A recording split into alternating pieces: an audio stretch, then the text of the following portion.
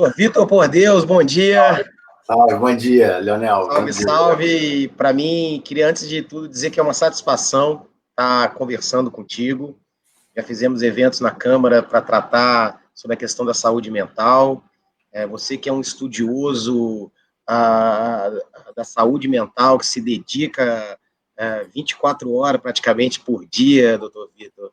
E para mim é uma grande satisfação a gente poder ter nesse momento de pandemia do coronavírus, em que a gente está enclausurado, onde a saúde mental fica prejudicada, como a gente estava conversando aqui antes de entrar ao vivo, queria que tu fizesse esse fio da história, vamos dizer assim, né, o Brasil adoecido, mas não é de agora, que nem você estava colocando muito bem.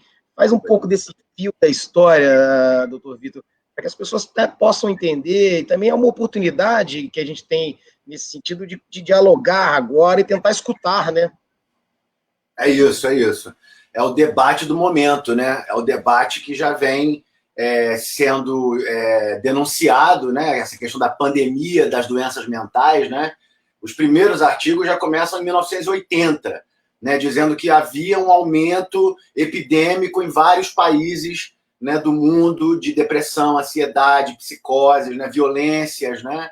Então, tudo isso são sinais de que nós já estávamos acompanhando e vendo, né, o aumento das doenças mentais. Agora, com essa pandemia, né, da coronavirose, desse novo coronavírus, né, eu vejo isso também como um problema de saúde mental, porque está muito relacionado com degradação ambiental, está muito relacionado com desrespeito ao meio ambiente, desrespeito aos animais, né? Péssimas condições sanitárias, falta de saneamento básico, comunidades vivendo, né, sem saneamento básico, sem água limpa. E é nesse ambiente que nós sabemos, as epidemias surgem, né? É nesse ambiente de péssimas condições sanitárias que as epidemias e as pandemias surgem. Né? Pandemia não é novidade na história da humanidade. Nós temos pandemias desde o Egito Antigo, né? Desde 3.000 anos atrás, quando começou as aglomerações urbanas. E também não é novidade a quarentena, né? Que é a única, né, medida eficaz, né, para reduzir a velocidade de contágio e etc. Agora, se a gente pensa sobre as condições que provocaram essa pandemia, né, o excesso de ganância, o excesso de exploração, né, a destruição das florestas, a morte de populações indígenas, né, nós não conhecemos pandemias e epidemias aqui do Brasil, as epidemias de dengue, de febre amarela, né, essa questão do Rio de Janeiro, que a gente trabalha no Rio de Janeiro, né, eu trabalho há 20 anos como médico no Rio de Janeiro, comunidades inteiras que não têm água limpa, pessoal se esfaqueando, dando tiro, né, essa violência colonial, né, essa violência do colonizado, essa violência do colonizador, como diz o Fanon, né? Então, tudo isso são questões que nós temos que debater agora, porque 100% da humanidade está doente mental, né? 100% da humanidade está alterada do ponto de vista psíquico. E aí, se a gente pensa a nossa história, né, o Brasil enquanto paciente, né, qual é a história do Brasil, né?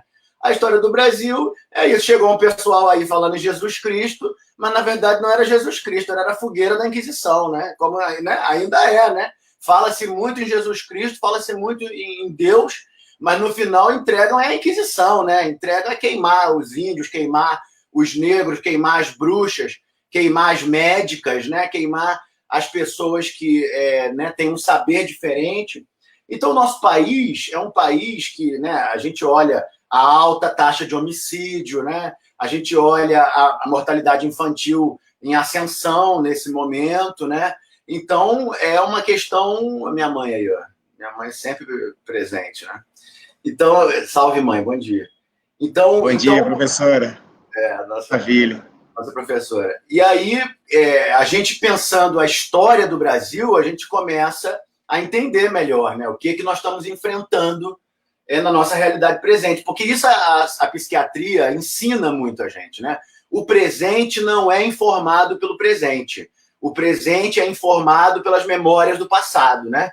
E se essas memórias forem memórias traumáticas, violentas, né? Memórias de né, deformação, né, do caráter, de deformação da sua existência, ela se torna um trauma, né? E o trauma, ele retorna de novo e de novo até que ele seja resolvido. E se ele não é resolvido, a gente acompanha famílias, né, várias gerações, né, de pessoas com síndromes de sofrimento mental, sofrimento psíquico. A gente vê isso muito claramente, quer dizer, que de uma geração para outra, as doenças vão piorando, né? Elas vão se amplificando, elas vão se tornando mais graves.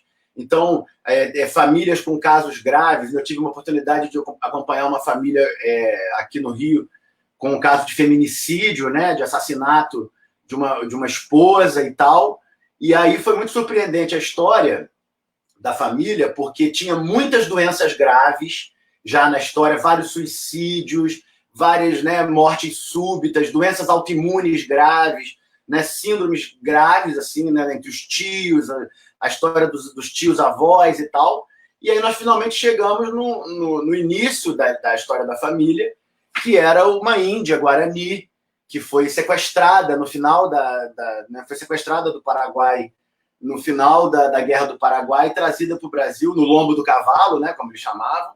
E essa índia não aprendeu a falar português, falava Guarani, mordia as pessoas, e pelo relato ela própria já ficou, né, maluca, já ficou, né, doente mental, e isso, ela teve 11 filhos, e 5 gerações depois tem um feminicídio, né, de uma mulher branca assassinada, né, pelo próprio marido, com essa história. Então, se a gente conseguisse fazer esse trabalho hoje no Brasil, né, de anamnese nacional, né, de junção da memória, junção das memórias das famílias, das comunidades, eu tenho certeza que a gente ia entender tudinho, de onde saiu cada assassino, de onde saiu cada estuprador, de onde saiu cada abusador, de onde saiu cada esquizofrênico, né?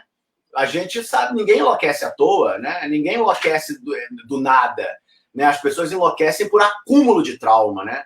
A causa da doença mental, a causa dessa pandemia de doenças mentais, imunopsiquiátrica, como eu estou falando, né?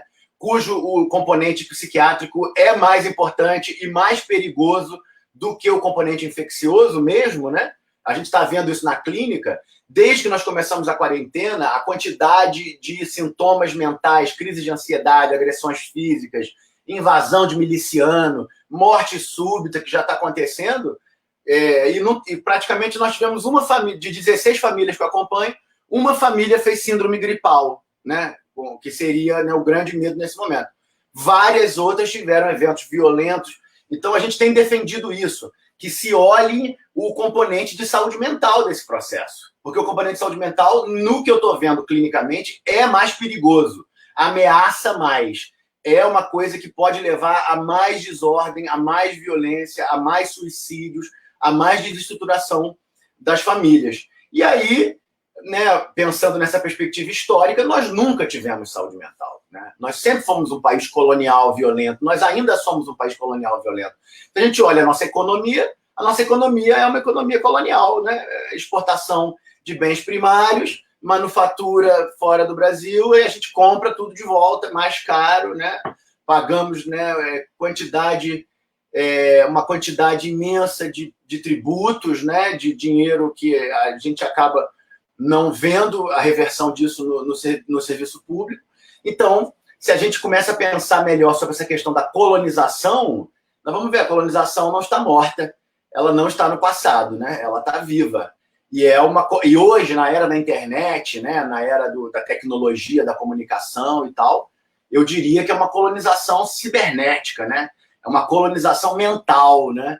Nosso povo brasileiro, 210 milhões de pessoas, ainda está colonizado mentalmente e ainda está, como diria o Paulo Freire, na pedagogia da dependência, né? Nós estamos na pedagogia da escravidão, né? A gente está esperando o senhor da Casa Grande, esperando, né, a bênção, né, da metrópole, né? A gente ainda referencia a nossa cultura toda na Europa, nos Estados Unidos, né? Nós não temos cinema, nós não temos teatro. A nossa televisão é uma televisão totalmente, né, americanizada, né, impondo padrões de comportamento que não refletem o nosso padrão de comportamento cultural. Então, o que isso faz? Isso faz uma crise identitária, né? Uma crise de identidade. Então, esse é o debate essencial hoje no Brasil. Quem é o brasileiro? Quem nós somos? De onde nós viemos? Qual é a nossa história? Temos história? Temos eventos, né, catastróficos na nossa história? Temos holocaustos, vários holocaustos na história do Brasil? Temos. Nós somos sobreviventes da escravidão, somos sobreviventes da Inquisição, somos sobreviventes dessa psicopatia assassina, né? E isso exige de nós, no campo da saúde mental, uma grande higiene mental, porque aí, aí eu fico conversando assim com o grupo, né? A gente faz o grupo de pacientes nesse último ano e meio, que é o tempo que eu voltei do Canadá, né? E aí eu falo assim, vem cá, quem é que não tem bandido na família? Quem é que não tem aquele parente que dá golpe, aquele parente que bateu na esposa, aquele parente que sacaneou as crianças, né? Quem não tem? Quem não tiver, que joga a primeira pedra. Mas no Brasil, eu sempre pergunto nas palestras, quem bate nos filhos no Brasil? Né? Quem fala em Paulo Freire, mas bate nos filhos no Brasil? Né? Quem fala em pedagogia da autonomia, mas bate nos filhos? Então, então é uma situação. Quem ela está falando aqui do cinema, né? Nós temos cinema, mas precisa muito mais, né, Pacta? Precisa muito mais se a gente está querendo discutir identidade brasileira, né? Se a gente está querendo discutir quem nós somos, o que, né, de onde nós viemos, né? O próprio Glauber Rocha, né, que foi um dos mais importantes cineastas, né? O próprio Leon Hirschman, que trabalhou lá no Hospício do Engenho de Dentro com a doutora Nise, é uma pessoa... São desconhecidos do nosso povo, né? São grandes artistas, gênios premiados internacionalmente, mas desconhecidos. Então, isso reflete a nossa colonização ideológica, a nossa colonização cultural. E aí eu estou relendo o Frantz Fanon, né, que é esse psiquiatra negro da Martinica, que trabalhou na França e trabalhou na luta de liberação dos povos do norte da África, e ele fala muito isso. O colonizado, ele como diz, né, o próprio Paulo Freire fala, o colonizado quer ocupar o lugar do colonizador. O colonizado quer ser violento como o colonizador foi violento. Já que o colonizado aprendeu que a violência é a única linguagem, ele vai ser violento como única linguagem. E isso é um ciclo de perpetuação, é um ciclo de confirmação de doença. E a gente vê isso na clínica todo dia. Todo dia a gente atende pessoas que estão embarcadas numa história macabra, né? Que é a história da doença mental. A história do Brasil é uma história macabra, né? É uma história sinistra, né? É uma história de eventos, né, muito sinistros, né? De assassinatos públicos. Nós estávamos falando sobre o Cais do Valongo, né? Aí no centro do Rio, né? Que era um cemitério a céu aberto, né? Que era um lugar de morte. Essa coisa que se fala hoje, né? Da política da morte, né? Então, nós temos que ver que isso não é uma coincidência histórica, que isso não é um evento isolado. Ao contrário, isso é uma cultura, né? Uma cultura que nós próprios introjetamos, que nós próprios estamos reproduzindo, né? Será que nós não estamos reproduzindo a nossa doença com o nosso próprio comportamento? Será que a gente fica sempre acusando o outro e acusando, né? E fora e vai embora, e você é o demônio é sempre o outro? E será que isso não está ligado com a nossa própria prática individual, com a nossa prática de gestão pública, com a nossa prática, né, de construção da política pública? A questão da política de saúde mental, né, no Brasil, que está andando para trás, né, está virando manicômio, né, a coisa está virando uma abordagem, né, de manicômio químico, né, de manicômio das drogas psiquiátricas, né? Então, é muito preocupante, porque do ponto de vista populacional, do ponto de vista comunitário, claramente nós estamos piorando, né? Está piorando, a coisa está ficando mais grave, né? A loucura está escalando, né? As notícias estão mostrando isso, o nível de loucura está aumentando, as pessoas estão se porrando na rua. Essa noite, eu acordei 3 horas da manhã com um senhor gritando aqui na porta, pedindo um socorro, porque precisava dar de comer para a família, que não tinha comida para dar para a família. E eu peguei dinheiro, ia descer para dar, alguém desceu e deu dinheiro para ele. Então, o nível de loucura está aumentando, as pessoas estão entrando, né? A população de rua, fundamentalmente, aumentou mais de 200%, de 2016 para cá. O o morador de rua, eu trabalhei muito, eu tenho moradores de rua que saíram da rua, né, com o nosso trabalho, né, o Pelezinho, que você conheceu, Sim. etc. Genial.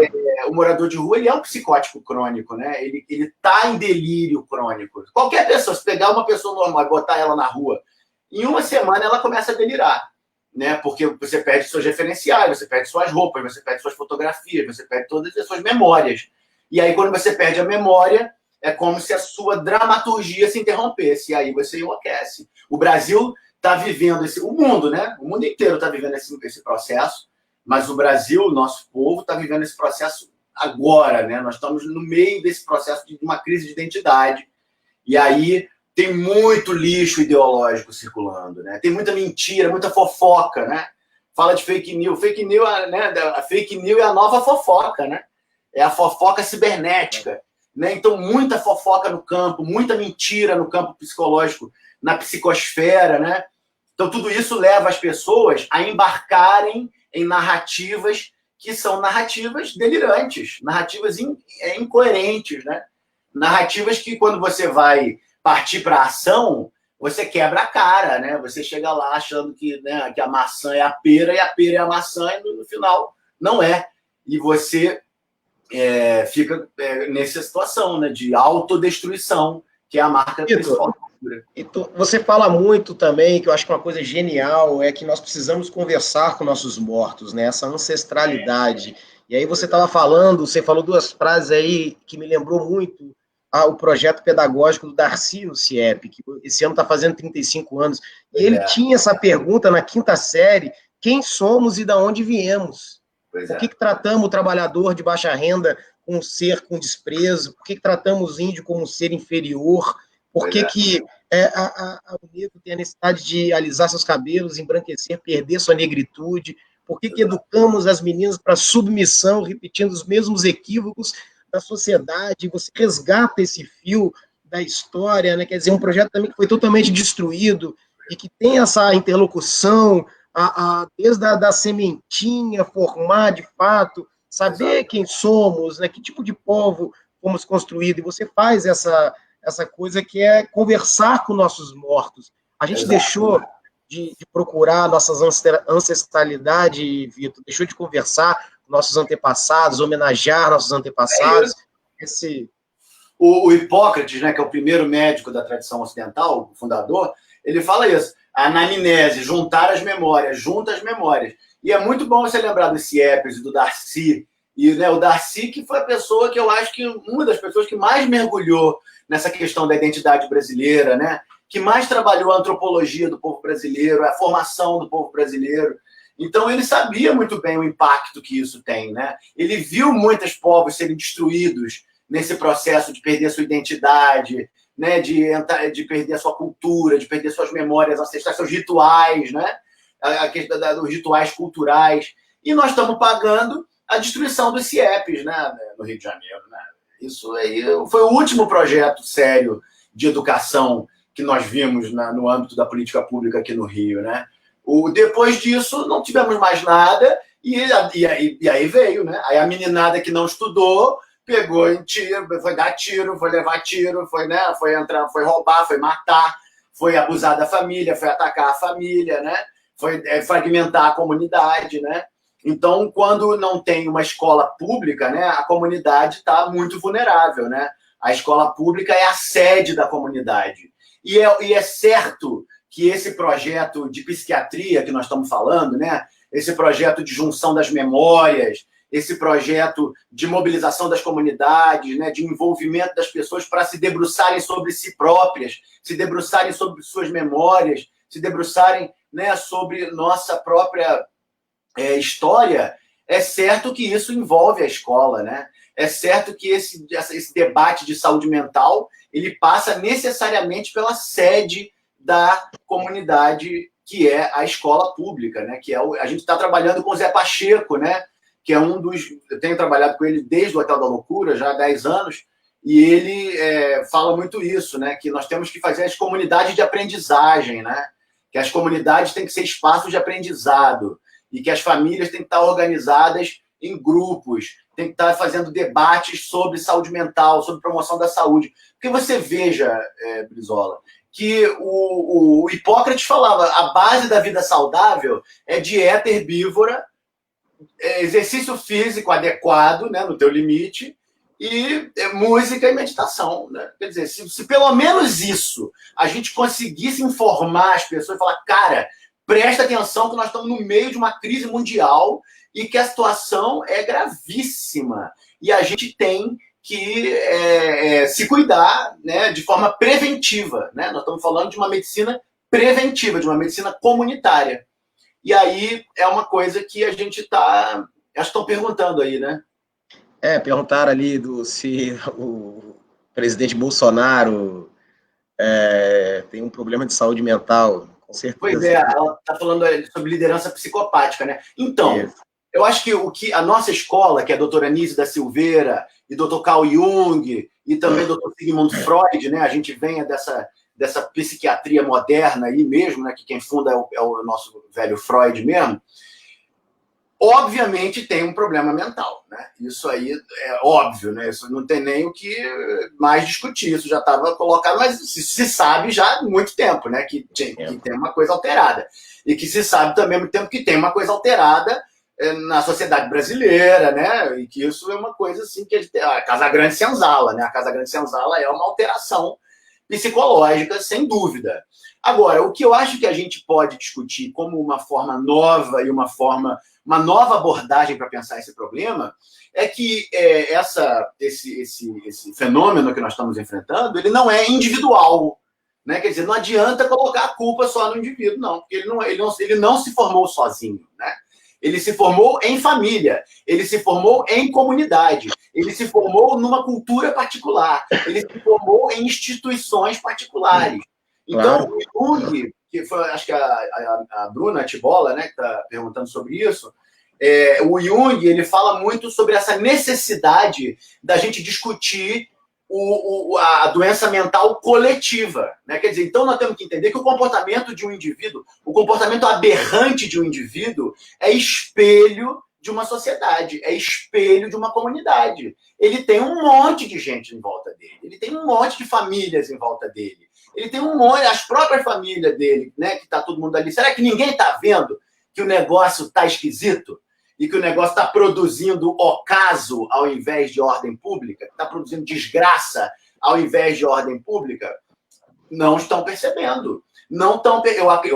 Depois dessa análise, né, depois de compreender isso, a gente entende isso, que essas lideranças psicopáticas, né, essas pessoas que ascendem ao poder sem nenhum limite, sem nenhum respeito, sem nenhuma empatia, sem nenhum cuidado, sem nenhuma capacidade de diálogo, elas são produto de uma organização coletiva que é de uma cultura que promove a psicopatia, né? Então, a gente tem que fazer a análise da cultura que promoveu esse comportamento. Qual é a nossa cultura? Então, será que a nossa cultura promove a guerra? Será que a nossa cultura promove as armas? Será que a nossa cultura promove a farinha pouca, meu pirão primeiro?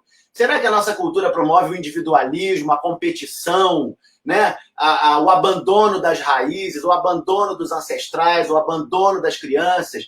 Será que a nossa cultura... Eu tenho acompanhado nos Estados Unidos, não sei se você chegou a acompanhar, um escândalo grande que aconteceu de uma figura chamada Jeffrey Epstein, que é um pedófilo profissional. Pedófilo, sim, profissional. Milionário do mercado financeiro. Se suicidou na cadeia também, não foi isso? Não, foi suicidado, né? Tem até uma série do Netflix, que eu acabei de assistir, onde eles mostram a biografia desse cara e como ele era super importante na sociedade americana, de como ele era amigo do Trump, ele era amigo do Bill Clinton, ele era amigo de todas as celebridades, ele era amigo do príncipe Andrew, da família britânica inglesa, que inclusive aparece numa fotografia abraçando uma menina de 14 anos que acusou ele de abuso sexual e etc. Então, será que a nossa sociedade é uma sociedade de pedófilos? É uma sociedade de abusadores? Será que é desse ambiente psicopático, desse ambiente de tolerância com o abuso sexual infantil, de tolerância com o abuso contra a família, das famílias disfuncionais, como nós dizemos na psiquiatria, Será que é desse ambiente será que é da Casa Grande, da Senzala, que essas lideranças psicopáticas emergem, né?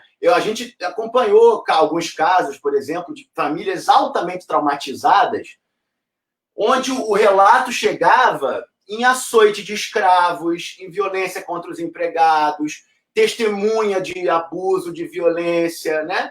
Então, isso tudo é a nossa reflexão nesse momento, né? Será que nesse momento a gente tem que parar um pouco de acusar uns aos outros e dizer que a culpa é de X e a culpa é de Y e ver que não tem culpa essa história, que essa história é um processo histórico, né? Que a gente vai ter que olhar os inícios, as origens, né? Eu trabalhei no México em 2017 e me impressionou muito a entrada do Hernán Cortés no Império Azteca.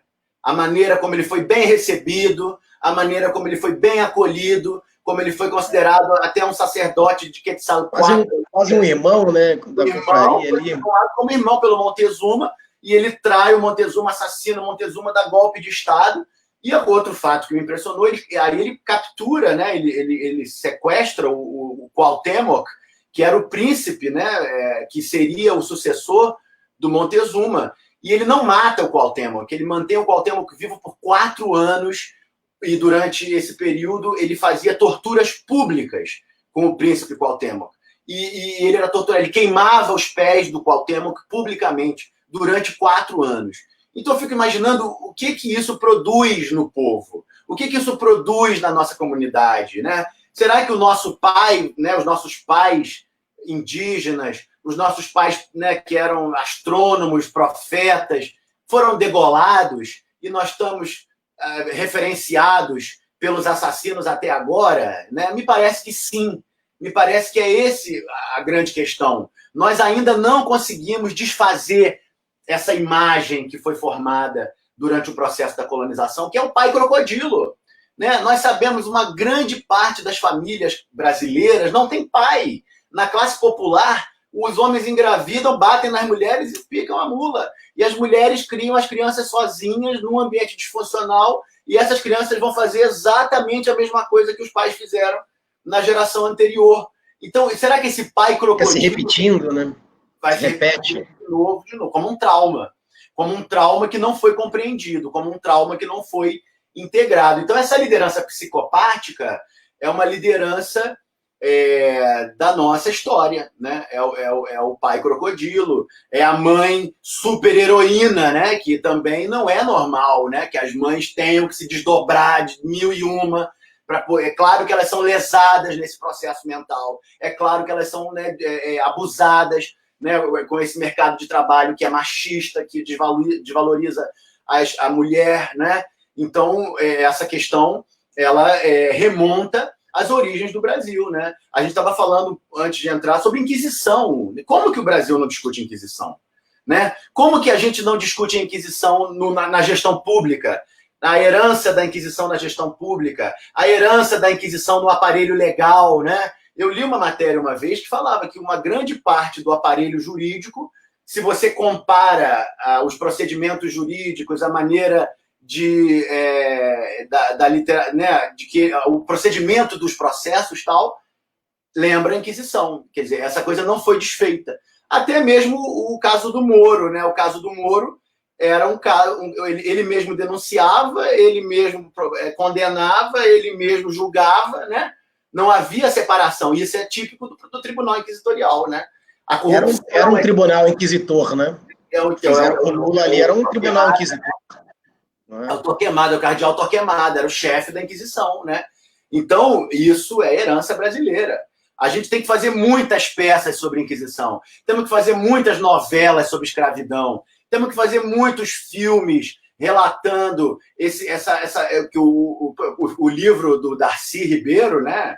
Talvez seja um dos livros mais importantes no atual momento, O Povo Brasileiro, né? Porque ele conta a história.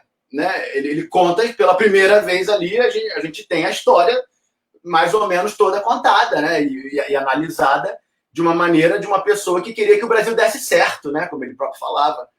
Por que o Brasil não faz aí o velho Brizola, né? Nossa, Brizola Eu vejo muito entrevista dele no YouTube, Leonel, e aí eu fico vendo como ele estava discutindo essa questão da saúde das crianças, né, de que as crianças estão em perigo no Brasil, de que a gente tem que começar com as políticas públicas de proteção da família, né, que era o CIEP, né? O CIEP era isso, né? Então, a gente precisa não esquecer das coisas que nós fizemos, né? Não esquecer, num momento como esse, da doutora Anísia da Silveira. A Anísia é uma das maiores psiquiatras da história mundial, né? Eu dou aula no Canadá, eu dou aula sobre ela no Canadá, as pessoas ficam todas... Ninguém nunca ouviu falar da Anísia, não tinha ouvido falar da Anísia fora do Brasil, do Canadá, né? Na psiquiatria transcultural, que é o campo onde eu estou militando, onde eu dou aula, né? Então, a gente tem uma médica, uma mulher, uma lagoana, que foi parar lá naquele hospício do Engenho de Dentro em 1944, com os doentes sendo lobotomizados, com eletrochoque, todo mundo preso ali, numa situação de holocausto mesmo, né? Porque nós sabemos que o hospício e presídio é campo de concentração, tem mortalidade de campo de concentração, e ela virou a mesa. Ela virou a mesa, porra. Ela fez, ela mudou, ela fundou o maior museu do mundo de arte e loucura, o Museu de Imagem do Inconsciente, que está lá, resistindo também, né, na base do milagre. Ela fez a Casa das Palmeiras, que é a primeira, né, é o primeiro centro de atenção psicossocial do Brasil, né, fundado em 1956. Né? Ela fez essa ideia de uma prática comunitária de psiquiatria, de uma prática cultural. Né? Então, como que nós vamos juntar as memórias do nosso povo se a gente não trabalhar as imagens, os quadros, os desenhos, as pinturas, os cinemas, os filmes, né? O que o nosso povo consome do ponto de vista cultural hoje, nesse momento? Só a cultura de massa, né? Cultura de massa, cultura de massas, cultura de massas. Então, isso tudo vai ajudando a gente a configurar. E a nossa experiência clínica, né, que em medicina são 20 anos e em psiquiatria são 12 anos, mostra muito claramente que a gente tem muitos casos de pessoas que tem, né, lá do Engenho de Dentro, que estavam presas há 30 anos no hospício, 40 anos, 50, tem um caso de 50 anos, o Reginaldo Terra, né, que você também conheceu, que ficou preso 58 anos sem nenhuma solicitação de ordem afetiva, em psicose crônica, abandonado para morrer, e com o nosso trabalho, né, que foi um trabalho de reativação dos princípios metodológicos do trabalho da Nise, ele sai do delírio e interpreta o fantasma do rei Hamlet, e ganha prêmios internacionais, e circula, e viaja pela primeira vez em 50 anos, e sai do hospício pela primeira vez em 50 anos. Então, isso é evidência científica. Entende? Isso é evidência, isso não é mentira, isso é verdade. Vamos discutir. Eu acho que o debate de saúde mental, na segunda linha dele, vem o debate da qualidade da evidência científica, que é o que nós estamos também vivendo como uma crise profunda nesse momento. Nem os imunologistas... Eu fui imunologista antes de ser psiquiatra, né? Eu fiz 10 anos de imunologia na Universidade de Tel Aviv. E aqui, cara, a gente vê isso, que nem os imunologistas estão conseguindo fazer consenso nesse momento do coronavírus. Nem a OMS está conseguindo produzir consenso. Nem os virologistas estão fazendo... Eles vão para a televisão e brigam na frente das câmeras. Então, tem algo de muito podre no Reino da Dinamarca.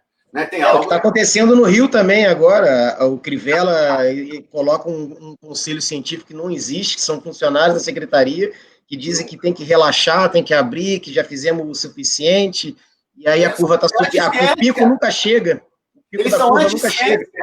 Eles não são, né? Eles não são nem científicos, eles são criacionistas, eles acreditam que Deus criou a Terra, eles acreditam que a Terra é plana. Então, isso é uma questão muito grave, né? Será que o nível de fanatismo, de loucura e de psicose está tão alto, né, que nem o mínimo da evidência científica nós estamos conseguindo trabalhar? E isso é uma questão muito profunda que vai exigir muito debate público. Por quê? A ciência é debatida publicamente como se ela fosse Deus, a verdade absoluta, né? Então, se a ciência falou, todo mundo segue. E agora, nós estamos vendo que, na verdade absoluta, não é bem assim, né? Que uma coisa que, né, que o coronavírus se comporta de uma forma na China, se comporta na outra na Itália, se comporta na outra na Alemanha, aqui no Brasil também está se comportando diferente. Então, como que a gente vai se guiar se não tiver essa questão do entendimento da evidência científica e da medicina, né? Eu acho que a medicina ela tem uma responsabilidade imensa nesse momento e ela tem uma responsabilidade social imensa. É muito triste, né, a gente ver como que os médicos, eu posso falar isso, né, sendo um médico carioca, formado na UF, né, tendo trabalhado fora e dentro do Brasil, como nós médicos, a gente não é formado para trabalhar na comunidade, a gente não é formado para trabalhar na família.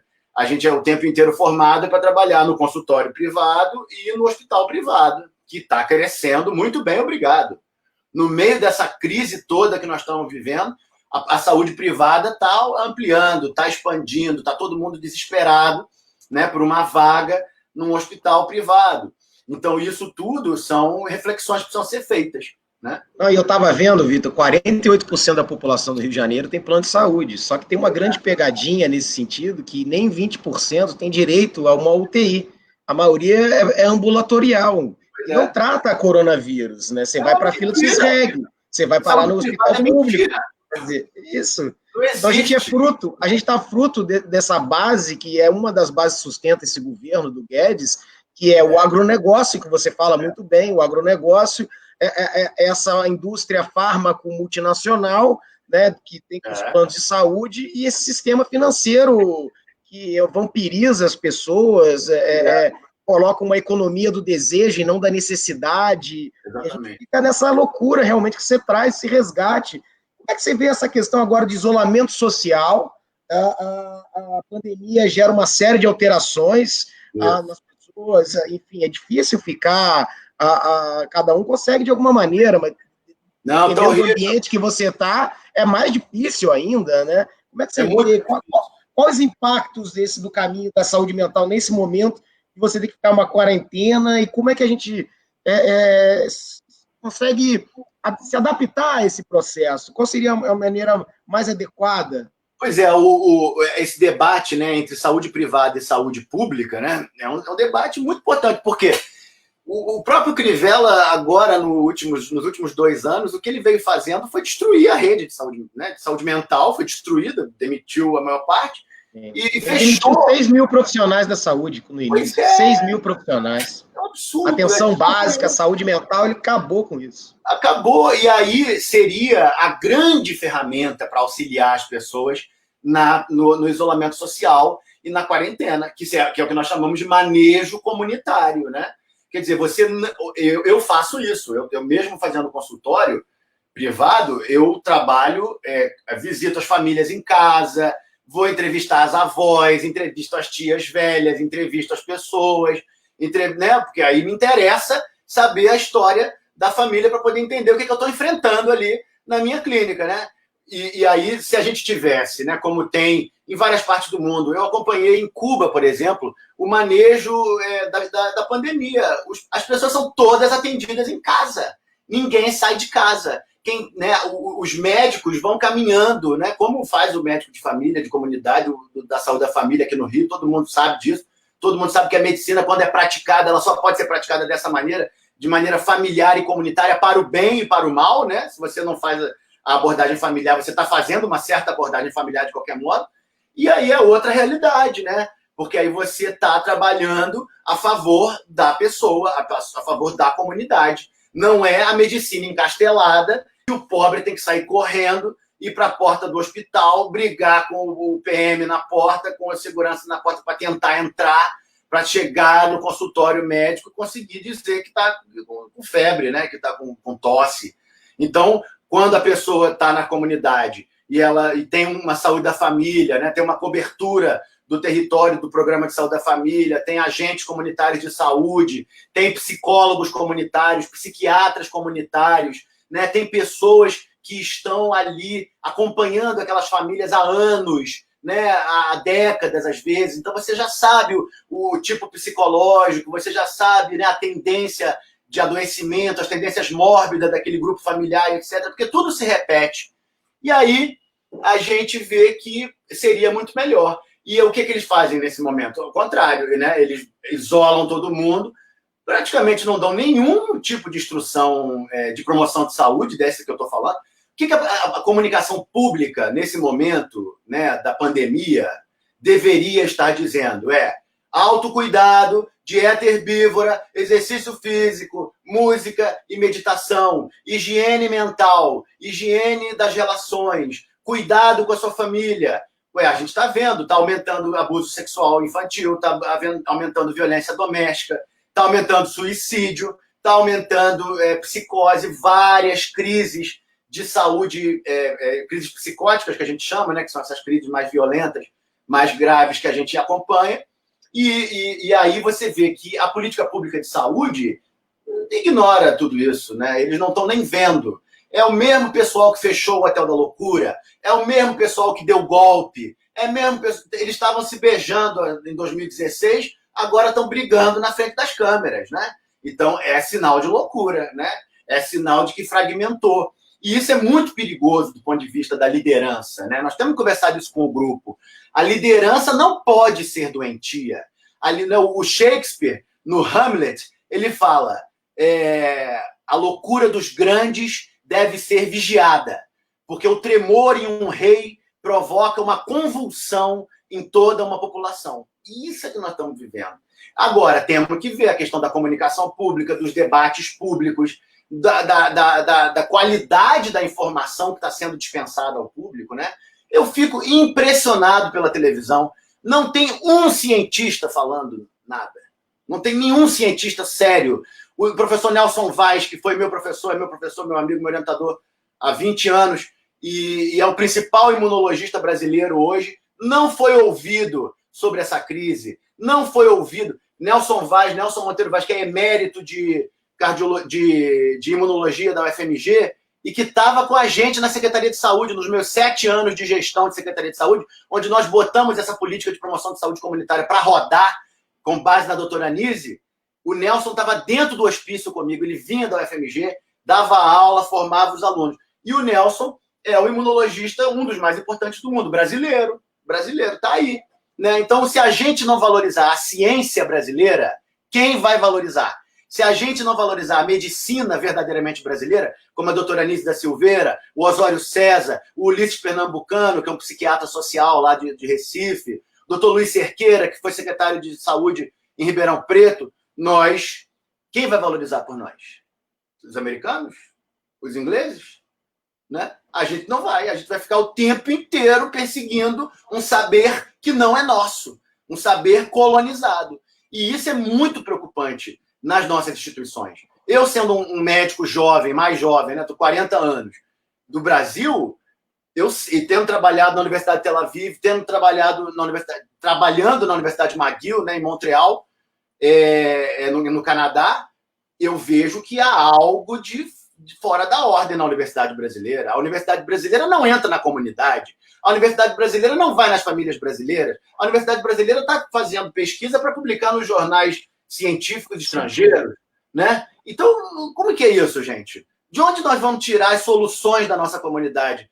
As soluções dos problemas, dos velhos problemas que as nossas comunidades vivem, se a gente não conhece a obra da Nise, não conhece a obra do Freire, não conhece a obra do Darcy, não conhece a obra de pessoas que realizaram grandes avanços, né? Que enfrentaram as mesmas doenças que nós estamos enfrentando, que enfrentaram a mesma psicopatia assassina que a gente enfrenta na comunidade, a mesma psicopatia genocida que a gente enfrenta na política, que a gente enfrenta no gabinete. E essas pessoas falam, não, eu vou em frente, eu vou fazer, porque é uma questão de me conhecer, de conhecer o meu país, de conhecer a minha origem. Então, eu acho que a Nise da Silveira é um debate de política pública, né? De prática de política pública, de prática de promoção da saúde, de psiquiatria clínica, de psiquiatria social, transcultural, comunitária, que nós não podemos abrir mão dela. Se a gente achar que pode pular a Nise e inventar uma solução a partir dela, a gente vai demorar mais 500 anos se debatendo nesse genocídio que está em curso, né, há 500 anos, que está aumentando agora. Vamos continuar patinando no mesmo erro, né, Vitor? Você vê o erro de elegermos governantes que não têm um fio da história, que nunca tiveram uma militância política.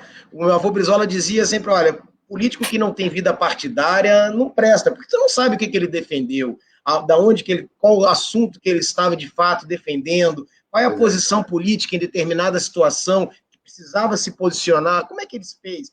Então, quando a gente não tem esse lastro, que você fala, essa questão histórica, né, de a gente retornar à história, saber a essa questão importante, a gente patina nos mesmos erros e vai repetindo. Você vê o desmonte da saúde pública. A gente vive um momento da saúde pública, tira do público para o privado, mas do privado não vai para o público.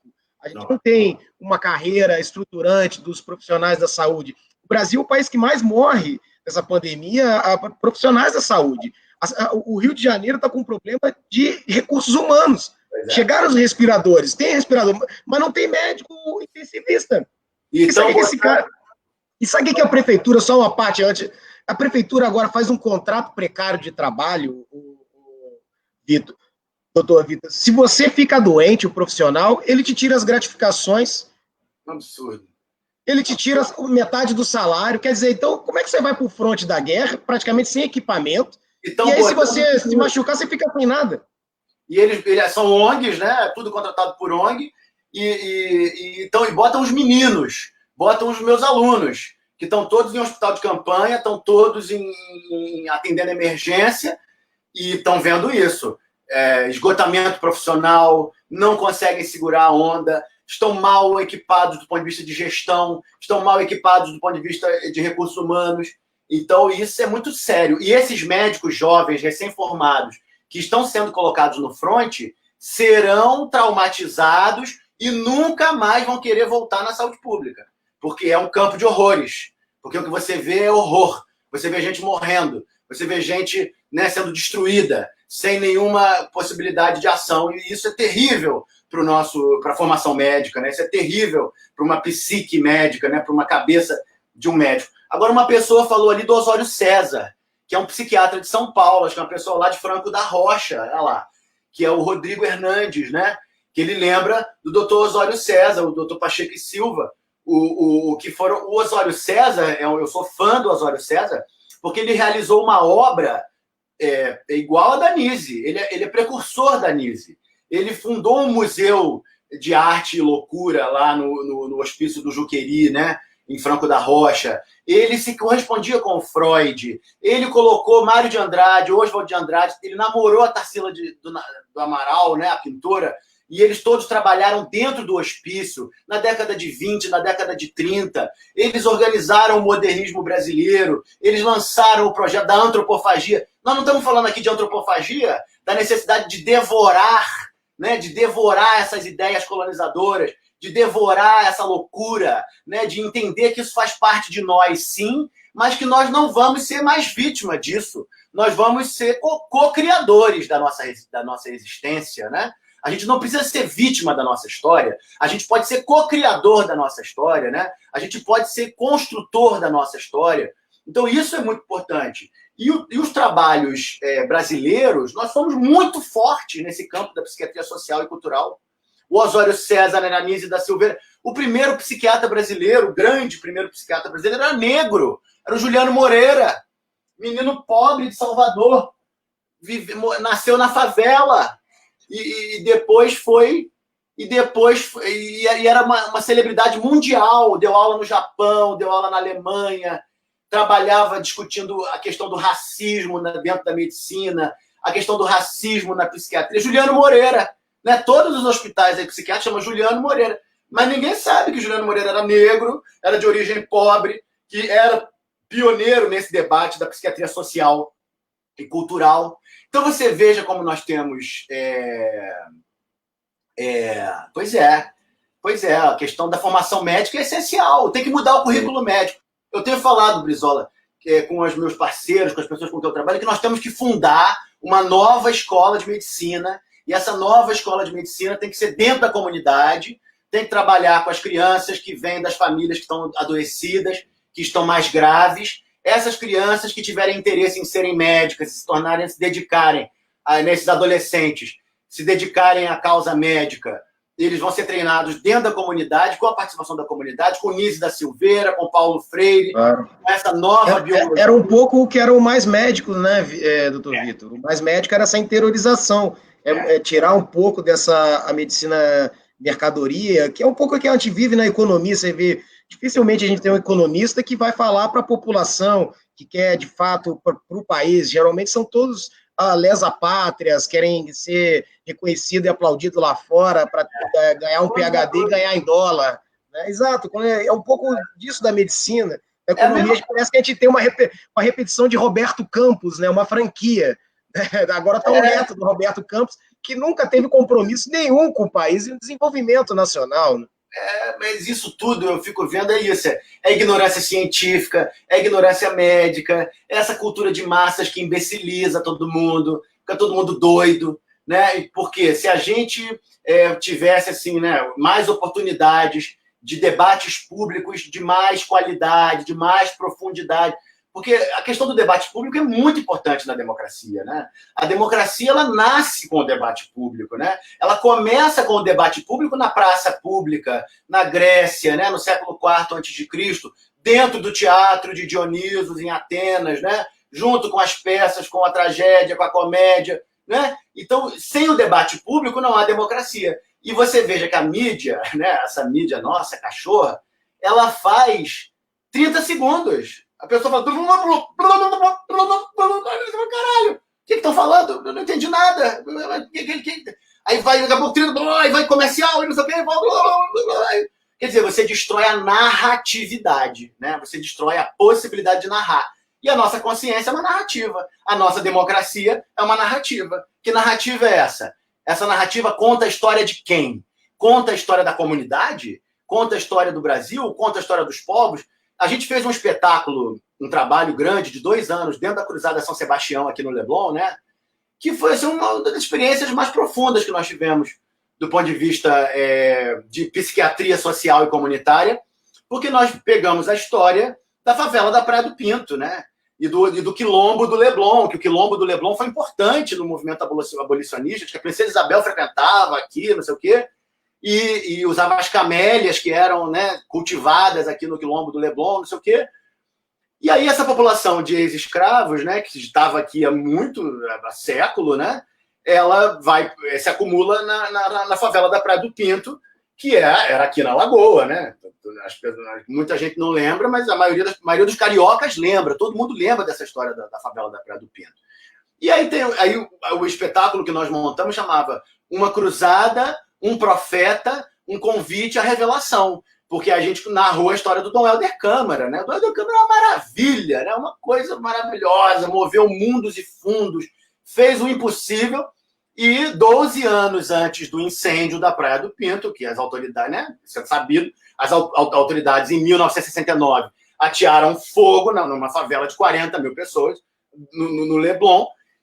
12 anos antes, ele teve a ideia profética de construir a Cruzada, né, um conjunto habitacional aqui no Leblon e conseguiu, né, colocar 3 mil famílias ali dentro, né, que sobreviveram, né, dessa história. Então, nós conseguimos, em 2011, 2012, antes de abrir o Hotel da Loucura, fazer um grande processo comunitário, onde as matriarcas da comunidade, senhoras de 80, 85, 75 anos, que hoje já faleceram, elas cantavam as músicas da favela da Praia do Pinto, cantavam os sambas enredos do bloco Independentes do Leblon, que era um bloco de carnaval que tinha dentro da favela da Praia do Pinto.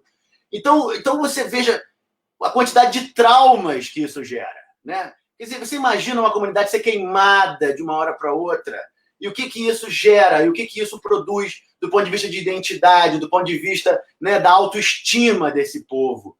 Então, com o trabalho cultural, né, com o trabalho de teatro, de dança, de vídeo, de música, de poesia, nós podemos dizer, a notícia é boa, nós temos uma boa notícia para dar, que esses fenômenos todos que nós estamos encarando são fenômenos culturais, são fenômenos construídos pela nossa própria cultura.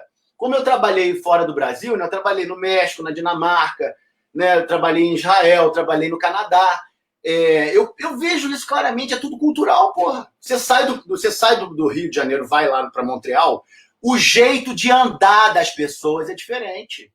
O jeito de falar das pessoas é diferente. Tudo muda. Então você, porra, então é o sol aqui, né? O problema é o sol, é o excesso de energia solar que a gente tem, né? Que a gente não consegue lidar com essa abundância de energia solar que a gente tem. Será que a gente, né, precisa fazer rituais comunitários, rituais coletivos, rituais públicos, né, para organizar o pensamento carioca, o pensamento brasileiro, né? Porque é isso que a gente vê, é determinado pela cultura. E se você pega um paciente esquizofrênico que está abandonado dentro do hospício e ele se engaja numa relação de afeto catalisador, como a doutora Anise fala, com a ação expressiva, né? Com teatro, música, pintura, né? Desenho, a gente fez isso no Hotel da Loucura durante 7 anos, né? A pessoa melhora. Como que é isso, então? Que história é essa? Né? Será que a medicina não deveria estar investigando isso, ao invés de ficar investigando a próxima droga de $1 bilhão? E ficar só no fármaco, e no produto industrializado alimentar, ou se tripé da doença, né?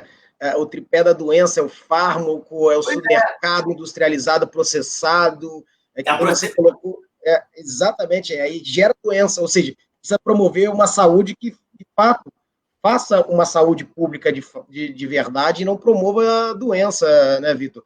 Bom, a gente está chegando 1 hora, estamos chegando aos finais, eu quero te agradecer por essa, vamos dizer assim, anamnese que você fez aqui. E eu acho que esse é o fio da história, uma coisa que eu gostar muito de falar, de nós revermos nossas condutas através dos nossos antepassados, da nossa história, da onde viemos, quem somos, é uma pergunta muito profunda que mexe com a gente e faz com que a gente precisa refletir. Você fala muito isso, as pessoas não estão escutando, não estão se ouvindo umas às outras. Chegou o momento de a gente escutar. Né? Então, queria que eu finalizasse, te agradecer de coração, sempre é uma aula de amor ao próximo, de entendermos nós mesmos, conversar contigo, e mostra que a gente tem esperança, né? Então, eu quero te agradecer desde já, queria que tu finalizasse. Agradeço a você. Eu que agradeço a você a oportunidade, né, da gente estar fazendo um debate público aí pela internet e dizer que a medicina, né? A gente está defendendo a medicina, estou defendendo Hipócrates, estou defendendo a Anísio da Silveira, estou defendendo Paulo Freire, né? Não tem novidade nenhuma no que nós estamos fazendo, no que nós estamos falando. Agora tem essa necessidade de ampliar e aprofundar, né? Então, essa questão, o brasileiro deu na árvore ou o brasileiro tem uma história de formação? Né? Então, isso é uma questão fundamental que o nosso público tem que pensar, a nossa comunidade tem que pensar. Quer dizer, qual é a nossa história? De onde a gente saiu? Será que se a gente conhecer a nossa história, a gente vai entender o que nós estamos está acontecendo no presente? Vai, isso aí é batata. Isso funciona. Né? Então, o momento é de anamnese nacional. Né? Vamos brincar aqui e lançar esse projeto de anamnese nacional, esse projeto de junção das memórias do Brasil, de junção das memórias das famílias, de junção das memórias da comunidade. O Thiago Beck trabalha comigo. Né? Então, é importante a gente refletir sobre isso. Eu fiquei muito tranquilo agora na tese, né? Eu fui para o Canadá fazer tese de psiquiatria cultural, e aí, lendo, aí eu falei, porra, cara, né? Muita coisa. Aí uma hora, eu não sei porquê, entrou o Hipócrates. Eu li pra caralho, li um monte de autores, não sei o quê, aí no final eu falei, pô, Hipócrates. Hipócrates é que matou a charada. Falava de dieta, de exercício físico, de música, de meditação, de autonomia, de conhecer a família, de conhecer a comunidade. Ele fala qual é a água que as pessoas estão bebendo, qual é a qualidade da água, a qualidade da comida, a qualidade do que nós estamos fazendo, né? Do ponto de vista dos objetivos, qual é o sonho do paciente, ele sonha, quais são os sonhos, qual é o discurso. Então eu fiquei, pô, graças a Deus, nós não tô doido, né? Eu não tô doido, eu tô retomando uma tradição, né? Tô retomando a Isabela. Vamos fazer sim, e no meu canal do YouTube, Isabela, tem muita coisa também que eu fico fazendo isso, né? Eu fico repetindo, como diz o Manuel de Barros, repetir até mudar, né? Até ficar diferente, né? Então a gente tem que repetir. Então eu agradeço a todo mundo, agradeço a nossa comunidade, agradeço ao Brasil, né? Eu voltei para o Brasil para trabalhar aqui, para, né, praticar essa medicina transcultural brasileira, e agradeço a você também por sempre nos apoiar, nos momentos de crise nos apoiou, nos momentos de dureza, né, que a gente foi, né, expulso do hospício, né, eu sou expulso do hospício, eu não fugi do hospício, eu fui expulso do hospício, uma honra, né? Então você sempre está junto com a gente, conte comigo, e acho que o debate é a chave para a gente fazer política pública, né? Debates profundos o suficientes e debates com qualidade o suficiente para que o pessoal que está assistindo em casa entenda mais ou menos alguma coisa prática, né? Alguma coisa que elas possam... A Olga aí, né? É isso, querido. Então, eu acho que é um pouco isso. Agradecer a todos e muito obrigado. E vamos trabalhar. Obrigado, Vitor. Um grande abraço, um beijo no coração. Também. Fique bem aí, tá? Muito bom. Parabéns. Valeu.